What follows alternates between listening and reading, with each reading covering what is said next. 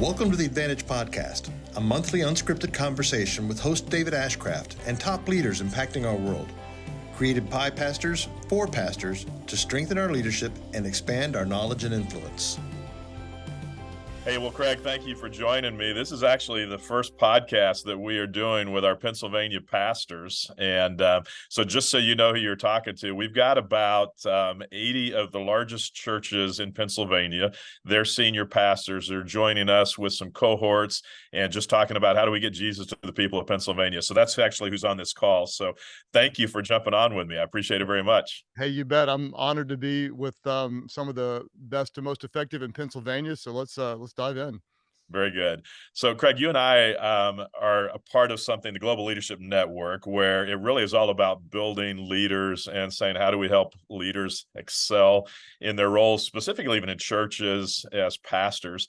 And so I thought maybe let's talk a little bit about leadership. And just so you know, what I would love for this conversation is to be not so much scripted, but more just if you and I are in the back hallway talking, then how would you answer some of these questions? How do you think? And what I'm really wanting to do is kind of get in your head and say, how do you think about these particular situations? I think that would be a real asset for our pastors. And so let's talk leaders specifically. And you are somebody that excels as a leader. You've got leaders all around you. But my guess is it didn't always happen that way when you started at Life.Church. And so if you could go back to the beginning, what did you do? How did you pull leaders around you? And how did you even look for leaders? What were you looking for when it came to leaders at Life.Church? Well, we started kind of like you did. You didn't have much when you started at LCBC, and we didn't have a single staff member. We didn't have anybody in any formal leadership role at all. And so, honestly, at the time, I was looking for availability, which was not the best standard of leadership. And so I made a lot of what I would consider to be kind of leadership mistakes early on, and my ability to recognize quality and gifted leadership and recognize potential in people kind of grew along with the ministry. So in the early years, I wasn't great at it. In fact, I had to really replace every single first role that I brought in from, kids ministry, student ministry, what we would have called an executive pastor back then, my assistant, person who worked with the finances and such. So every first role, I did not succeed in bringing on the best. What I did start to learn, Craig, I would imagine early days, you're just taking warm bodies. You're just taking who can we get, who's willing to be here, who's committed. unfortunately, I was 28 years old and desperate, Yeah. and so made a lot of desperate decisions. But what I did learn over time, some principles that are kind of timeless. I learned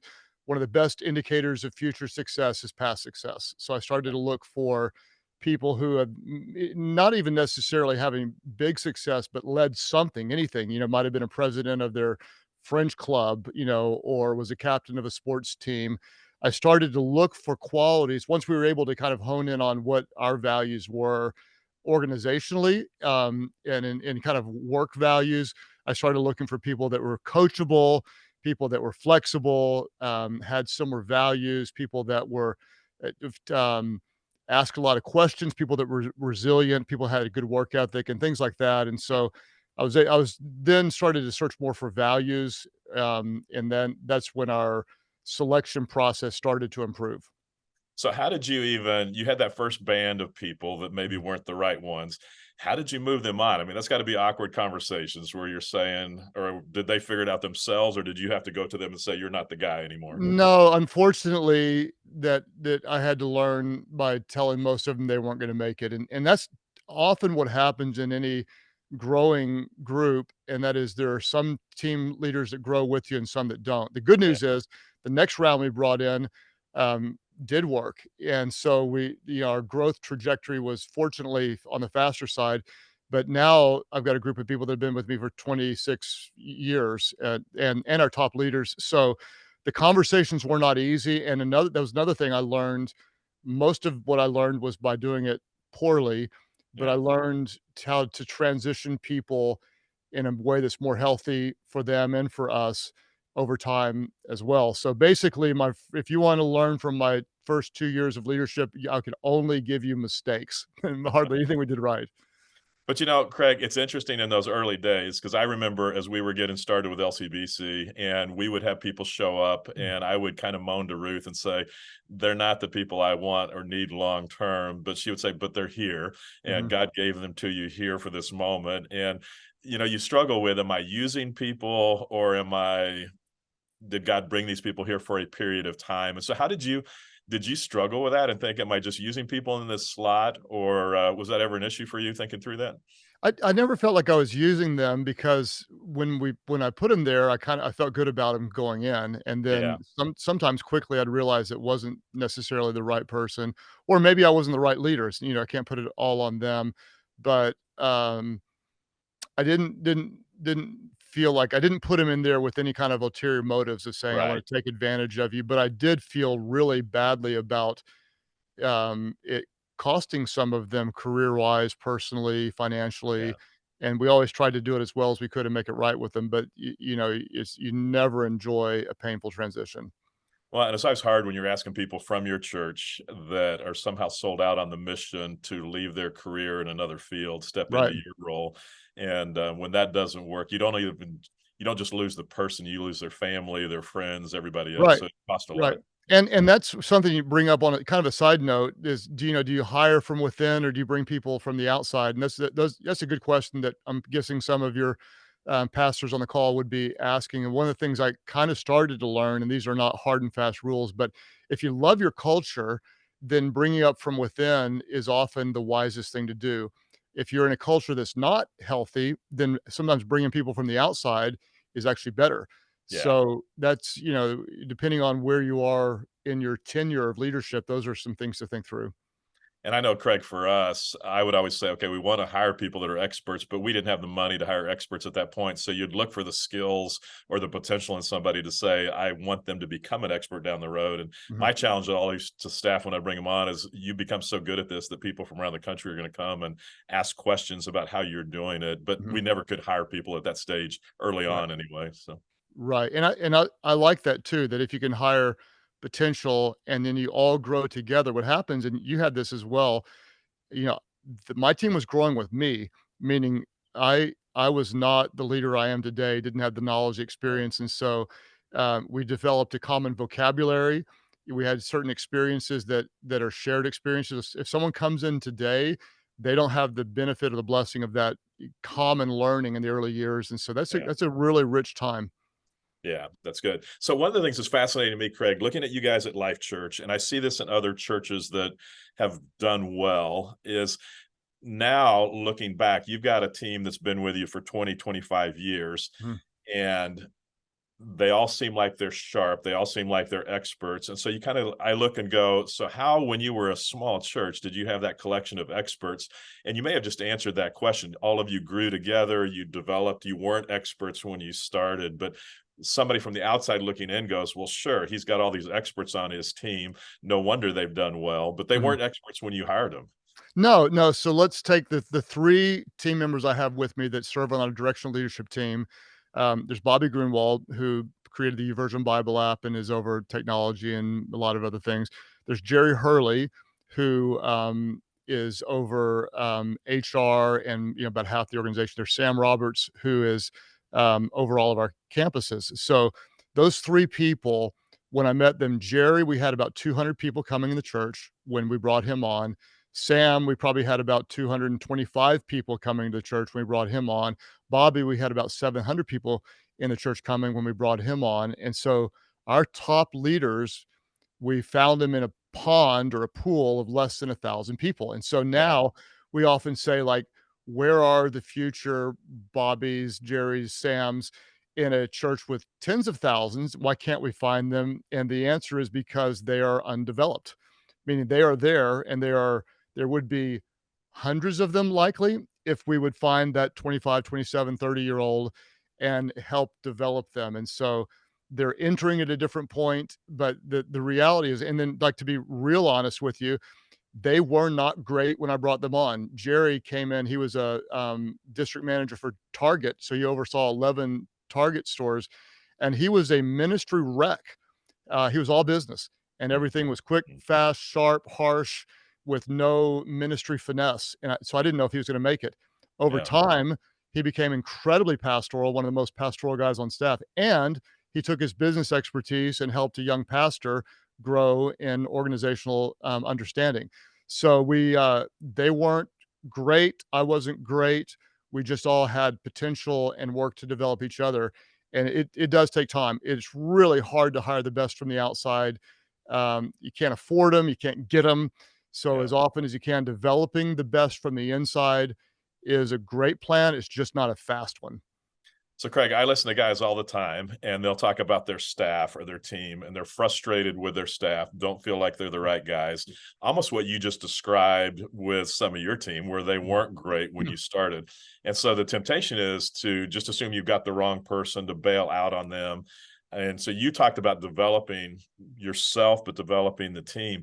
Mhm. How do you decide? How did you decide it was worth developing them, or was it even a decision? Did you have a choice and you just you had them and you were stuck with them? Or what would you say to guys that have people on their team that they're frustrated, but maybe they ought to be working harder to develop them as opposed to Mhm. bailing out and looking for the perfect person from the outside? Yeah, that's a great question, as often as possible, if we can help the people with us succeed, that's best for everybody because transition is costly. It's the you can lose some trust, you can hurt a lot of people, and I would always rather salvage and help a current team member succeed than I would replace them. That said, when it becomes obvious that they're not going to make it, you have to be honest and make a real fair decision.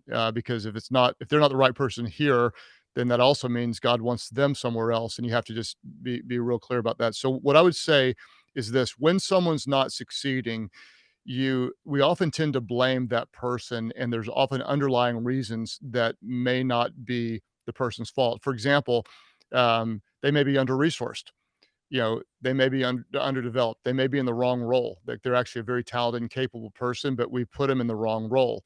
They may have a personal issue going on that if we knew about, we could actually help them with, but we don't know about. We haven't asked about it, and that's keeping them from playing at their best. So what we want to do is we really want to try to discern not just, hey, they're not doing a great job, but what's the why behind it? There are times when it's because we haven't developed them, meaning there is more potential in them. And so if we can kind of get a little bit deeper, ask a lot of questions, kind of hear what's going on there, then we can determine how do we develop them. And what's interesting is we all have kind of a developmental style, but other people have different ways that they like to be developed. And so we have to really get into what is the best way to coach this person, what kind of opportunities help create growth, what is it where they feel shamed or discouraged, and learn. In sports you don't coach all the positions the same way. You have to have a little different philosophy.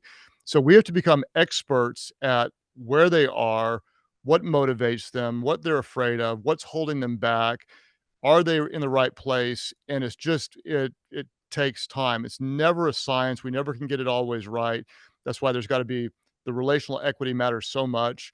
Love covers a multitude of sins. If we really care about them genuinely, and they're not there just to serve our vision, but we want to help fulfill their mission and ministry, then we can get to a good place. But we have to really, really, really care about them and not just care about them helping do what we want to be done. Does that make sense?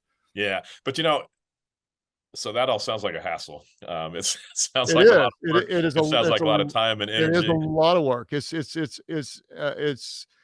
a lot of work, and it doesn't always succeed, and I was it's gonna say, have you had times when it didn't work and you put in a lot of effort? 1,000%. Yes, yeah, I mean, and it's heartbreaking, and sometimes the ones you work the hardest on are the ones that end up failing the most miserably at the end, and so that's sometimes the difference between a great organization and one that's pretty good, is that the hard developing leadership conversations. And I would just say this: if you're not having difficult conversations right now with people, you're not developing them. Period. Yeah. And if you don't have a lot of people, I call it the back porch conversation. Back in the day when I developed everybody, which I don't now, um, almost every great leader had a back porch conversation with me.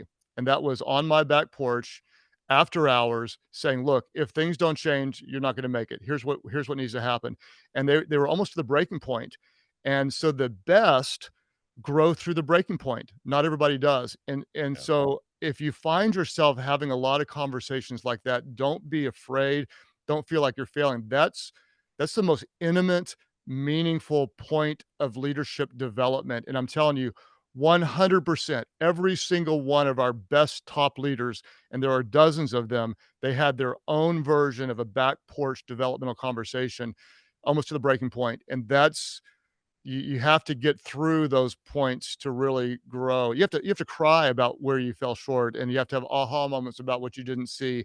And then as a leader, I have to do the same thing, meaning I have to recognize, oh, well, I didn't give you the right chance, or I didn't give you the right feedback, or I didn't listen when you were trying to tell me.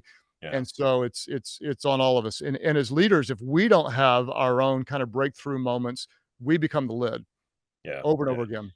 So, Craig, how do you to have those back porch conversations, you have to have enough confidence that you are seeing things right and that it's Mhm. not you, it's them. Um, and so for a leader that's struggling confidence wise to say, I think the other person's wrong, or I think they're not measuring up, but how do I know? So how did you ever deal with lack of self-confidence as a leader? I mean, you come off as somebody that seems very self-assured but were there stages of your life or even today where you kind of go, man, I don't know that I have the confidence that I need? No, for sure. I mean, there are times when I'll go into what would be a modern day version of the back porch conversation, kind of undecided, meaning I'm not sure. I've got a hunch. And what happens is when you do it longer, you become more intuitive. And people think intuitive is kind of like a squishy little, gut reaction. It's actually not. It's years of looking at patterns, relationships, dynamics, and intuitively you can start to put things together. And so you'll go in with a hunch, but there's a lot of times where you just have to stay a student and say, I could be wrong about this. And Mm, so what happens is in most developmental conversations, most leaders do more talking early than they do listening. And if you've got an hour long conversation budgeted or so, you probably should spend, I would say, the first 40 minutes, maybe 45 minutes having the other person talk before you give feedback. And good. most leaders, it's the opposite. So we're going to ask, we're going to dig, we're going to try to diagnose, we're going to try to right size, we're going to ask some more, we're going to really get an understanding.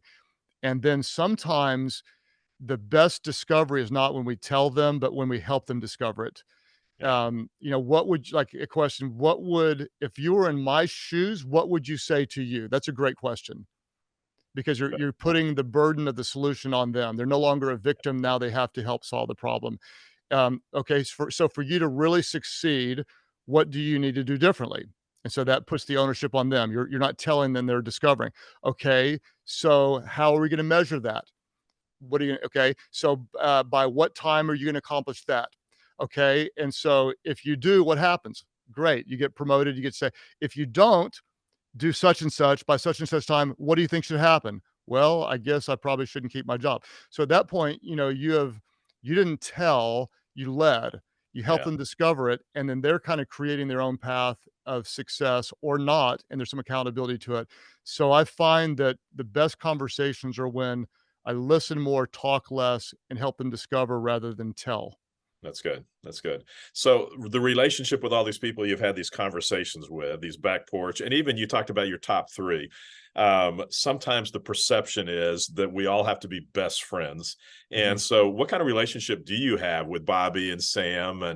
And is it I always say to our staff, we don't have to be best friends. We all have to like each other, but we don't have to hang out all the time. But do you guys hang out all the time? Are you best friends, or what's the relationship you guys have? I would say it's a different type of friendship. So Bobby and I, we're both pilots. We fly together, we work out together, we travel together. So so we'll do stuff together with spouses. Jerry and Sam are amongst my closest friends, but we don't hang out.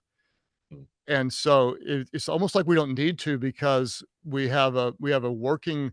It's not even a working friendship. It's kind of like we're in war together. Like we're war buddies or we're yeah, teammates. And so there is a very unique bond. And I'm telling you, like we got each other's back, but at the same time, we'll get in each other's face too. And so that's in war, you hold each other accountable and you got each other's backs. And that's kind of the way it is. And so there is a deep trust, massive respect, undying love, but it's not found over dinners, Yeah. hanging out or trips together. And it just it works. You can't. And I've got, a group of, probably 20 top leaders that I'm very close to, but I don't hang out with. And by close to, I mean there is mutual respect and love and care, but it doesn't mean that we do holiday dinners together. Yeah. And Craig, you've talked, I think, fairly openly, even with your top three guys, of saying you went through a period back in the mid 2000s where you thought it was all going to blow up. So, I mean, I you did. guys hasn't always been rosy, hasn't always been easy. No, there were 5 of us then. One of them has since retired, but there were 5 of us, and the truth is, it was kind of 4 against 1. I was the one, and, we were one of the first churches to go to multi-site, and we had probably had 11 or 12 sites then, and we were disagreeing on kind of values, approaches, and so, I would say all 5 of us were in the wrong in some ways, including me. I would kind of undermine what they would say, they would undermine what I would say, and, it got pretty ugly, and we one of the things we learned to do is fight privately, but stand together publicly, and so I mean, when I tell you we fought it out, it was, slammed doors and not talking for a couple days and really hurt feelings, and, at the end of it, to work through it, what I did, David, is I apologized to them and said, "I'm gonna go first and tell you what I've done wrong, and then I'm gonna ask, 'Can you trust me? If you can trust me, we can move forward. If we can't,'" I told him very without emotion, um, "Honestly, I started it without you, and I can continue it without you, and I have replaced all of you in my mind." Meaning, if we don't, the options are I replace you or you replace me. And none of those seem like good options. The only other thing we can do is we can work together. And so I want to apologize. Here's what I've done. Um, will you trust me? And at that point, it was kind of like a real, we're supposed to be Jesus followers. Everybody was like real Jesus followers in that moment. There was repentance and prayer and forgiveness and worship. And then almost immediately the staff could sense it, but there was division, and where there's division, there's not unity, and you can't build anything. And I Yeah. would say too, in order to have a special team, you're gonna have to work through some times like that. There is Yeah. no such thing as a 20-year run without 2 or 3 or 4, bumps in the road. I would say too, probably every 5 to 7 years, there will be some kind of organizational dysfunction, disagreement. If you're growing, you have to make changes, and so don't let those rattle you, just expect them. They are a part of good leadership, and if you can endure them and stay together, many don't, but if you can, you got something really special. And I think it's amazing you guys have gone through those organizational changes. We did at LCBC as well. I would say 7, 8 times over 30 years we Yes. Yep. reorganized, but Yes. it was the same leaders for the most part at the top all of the Mhm. time. And Mhm. it's fun when they can make that transition. I would also say, Craig, what I've experienced stepping away from LCBC made me realize how much I love working with teams and Mhm. getting the right people around you. And there's just something special about it when you go through those battles and you come through the other side and you can still function together. It's special. There's a bond, and you don't always get it right together, but when you fail together, you learn together, and, you own it together, and so you're right. I would say as often as you can, work to keep the unity of the team. If you do have a toxic team member, if you've got dysfunction, if you can't, you have to make the change, and the fear is, it's gonna be harder than you can endure, and once you make the change, almost every time, I think you would probably agree, David, on the back end, you go, "Man, we should have done that earlier," because Yeah, when you exactly. remove someone that's not with you or is hurting the culture, it's amazing how immediate there is a sense of relief, positivity, reunification of the team. It's just, I always think, "Why did I wait so long? I should have done it earlier." Exactly. No, that's good. One other question I'll ask you real quick. At what point, as you were working with other leaders, when did you realize you had some leadership skills as well? I mean, I would assume you knew you were a leader kind of as you started, but probably nothing to what you have developed to become. And so at what point did you ever reach a point where you go, oh, maybe I've got some potential here, or does it just morph over time? I would say I'm gonna answer it a couple of ways. There were a couple of times. One time we did our first church merge, and there was the most significant church in town back in 1999. I did a meeting before them, and they were kind of hostile. And within a short period of time, I led them from being hostile to an 89.6% vote to do this. And I stepped back and realized, wait a minute, that wasn't me. That was something that was inside me I didn't know God had put there. So that was a real humbling moment. And even I had a little bit of a sense of reverence, like if I don't use this wisely, it could be dangerous. So that was a sense of me being able to move a room. Outside of that, David, I would say this: I don't think I've grown in my leadership confidence. In fact, I was probably naively confident and shouldn't have been. I probably had kind of the Dunning-Kruger effect. I thought I was better than I was. The longer I do this, the less confident I am in me, and the more confident I am in we. Yeah, Meaning, interesting. I am only as good as the people around me, and I am fantastic when I have great people around me, Yeah. and I am not very good when I don't have good people around me. So my confidence has grown not in my ability, but in our ability, and it's just biblical. It's the body of Christ working together. Now, it doesn't mean that I don't stand before God with a little greater responsibility. So I'm always aware Yeah. of that, but I don't stand there alone either. I've got amazing people around me. Yeah, exactly. And I think part of what makes churches successful is the staff, the people that you bring around you, and probably the lid that you experience as a team is because of the staff you have around you. So, And our confidence isn't static. You know, our leadership confidence isn't just up and to the right. In fact, I've talked a little bit when in 2020 when everything went crazy. I like lost a lot of leadership confidence. I was second guessing myself and did not lead well. So I would say it's like an athlete, in baseball, you got a guy that hits 400 during some season and can't put, bat on the ball and other times. So your leadership confidence isn't static. It goes up and down. But what you want to do is you want to have just kind of your identity and sense of calling always secured, always settled. And I've learned, when the numbers went down significantly for the first time in 2020, my self-worth, my confidence went down. I've learned to take my confidence out of the results and more into the who than what you see on the yeah. outside. And so that was a helpful time to me. But I would just say, to all of your pastors there, they are more successful than most, but they didn't get there alone.